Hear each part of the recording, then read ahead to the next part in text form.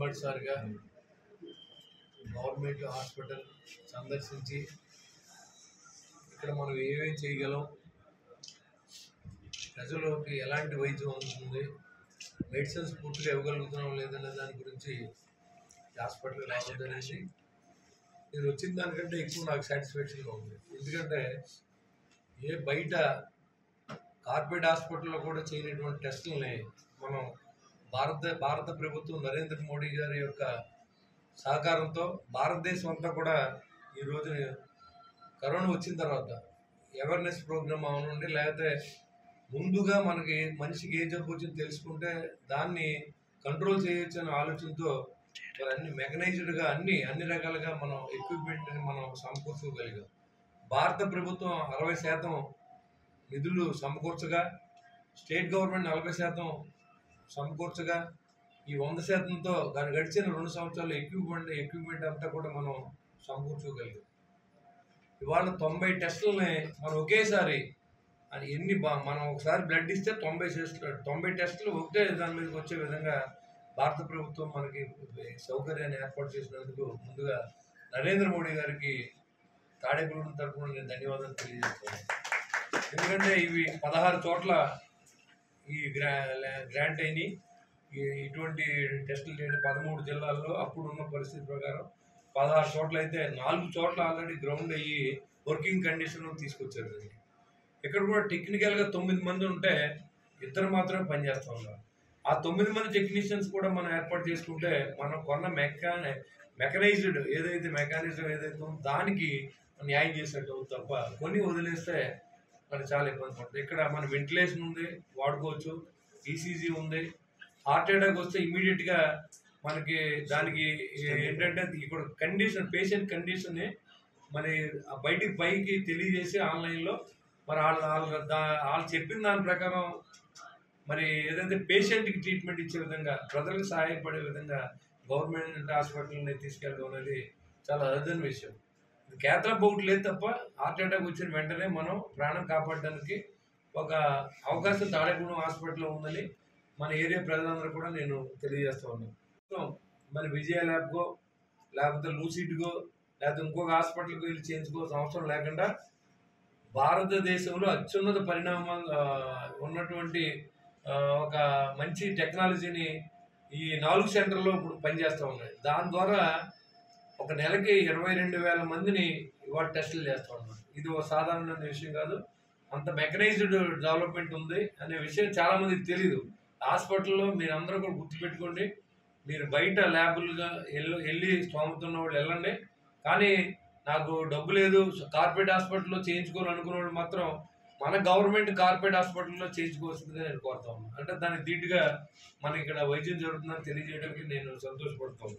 అంతేకాకుండా ఇక్కడ ఉన్నటువంటి డాక్టర్లు అంటే మరి దేవుడితో సమానం. వారు కూడా అదే విధంగా సర్వీస్ చేస్తారని నేను అనుకుంటా ఉన్నా. మరి ఆ నమ్మకాన్ని నిలబెట్టవలసిందిగా నేను కోరుతా ఉన్నాను. ఎందుకంటే 24 గంటలు రాబోయే రోజుల్లో ఒక కమిటీని ఏర్పాటు చేస్తాం. వాళ్ళు కూడా మీకు ఇబ్బంది లేకుండా ప్రజలకి మరింత మెరుగైన సేవలు అందించడం కోసం పనిచేసే వ్యక్తులందరినీ కూడా మీకు అసిస్టెన్సీ ఇస్తాం. అంతేకాకుండా ఐఎంఏతో మాట్లాడి ఇంకా డాక్టర్లని మీకు వారానికి 1 రోజు 2 రోజులు ఫ్రీ సర్వీస్ చేసేలాగా మనకి ఓపీ ఎక్కువ ఉన్నప్పుడు ఖచ్చితంగా నేను అందరితో కూడా మాట్లాడాను. మరి మంచి డాక్టర్ హార్ట్కి ఇక్కడ ఉంటే కేతలాబ్ కూడా ఇక్కడ ప్రైవేట్ హాస్పిటల్ ఏర్పాటు చేశారు. డాక్టర్ కొరత ఉన్నట్టుగా నాకు తెలిసింది యూనియన్ హాస్పిటల్లో ఉంది. మరి అక్కడ కూడా మనం ట్రీట్మెంట్ చేసుకోవడానికి అవకాశం ఉండాలి. ఇక్కడే ఇదే ఊర్లో రాబోయే రోజుల్లో మనకంటే ఒక హాస్పిటల్లో ఇక్కడ 100 బెడ్ హాస్పిటల్ ఉంది. దాన్ని డెవలప్ చేసి ఇంకా ఒక 600 బెడ్స్ని మనం ఎక్స్టెన్షన్కి వెళ్ళాం. అది కూడా తయారవుతుంది. అది కాకుండా ఒక మెడికల్ కాలేజీని ఒక చిరకాల కోరిక తాడేపల్లి పట్టణ ప్రజలు ఆ దిశగా ఎందుకంటే ఈ ఊర్లో వైద్యం చేయించుకునే వ్యక్తి ఎవరైనా నిర్భేద అయినా సరే ప్రాణం పోకూడదు అనేది నా ఉద్దేశం. అంటే మెడికల్ కాలేజీ వచ్చినప్పుడు ఖచ్చితంగా అక్కడ మరి స్టంట్ వేయాలన్నా లేకపోతే బైపాస్ సర్జరీ చేయాలన్నా అలాంటి అంటే ఇప్పుడు చిన్నవన్నీ మనం ఇక్కడ చేసుకుంటున్నాం. ఇవాళ బ్రహ్మాండంగా 100% సక్సెస్ రేట్లో మరి గర్భిణీ స్త్రీలు అంతా చాలా హ్యాపీగా ఉన్నారు, పిల్లలంతా కూడా ఆరోగ్యంగా ఉన్నారు.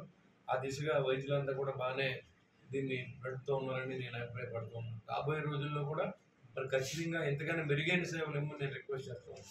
ఎందుకంటే ఇది మానవ సేవే మాధవ సేవ. దాంట్లో అత్యుత్తమైనది డాక్టర్ అంటే మన దేవుడితో పోలుస్తారు. చాలామందికి తెలియదు డాక్టర్ అంటే దేవుడితో సమానం. మీరు కూడా అదే రకంగా మరి భగవంతుడు అయితే డైరెక్ట్గా మనకు పెయిన్ అని కూడా తగ్గించలేడు. ఒక డాక్టర్ దగ్గరికి వచ్చినప్పుడు ఎంతో కష్టంగా వస్తాడు, నొప్పులతో ఒక ఇంజక్షన్ లేదా ట్యాబ్లెట్ వేసుకుంటూ తగ్గిపోయే శక్తిని భగవంతుడు డాక్టర్కి ఇచ్చాడు.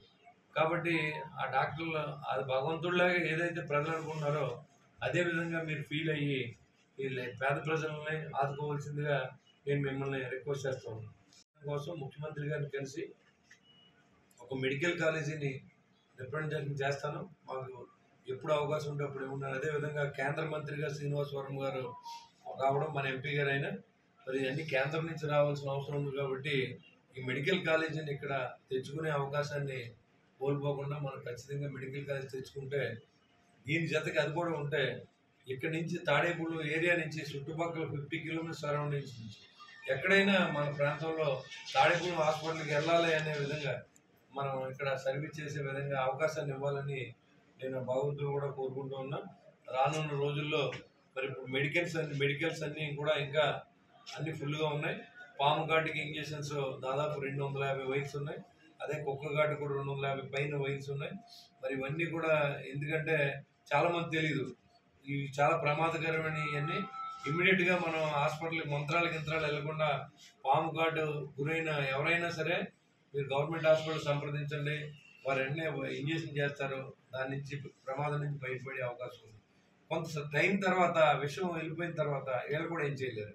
కాబట్టి మంత్రాలన్నిటికంటే ముందు ఇక్కడ వైద్యం చేసిన తర్వాత మీరు కావాలంటే మంత్రం వేయించుకోవడం తప్పలేదు. అదేవిధంగా కుక్క ఘాటు కూడా మరి ఇక్కడ కుక్కలు చాలా ఎక్కువ ఉన్నాయి. చాలామంది కుక్కల ఘాటు బారిన పడుతూ ఉన్నారు. దానికి కూడా మన దగ్గర వైద్స్ ఉన్నాయి. కాబట్టి దాన్ని కూడా సద్వినియోగం చేసుకోండి.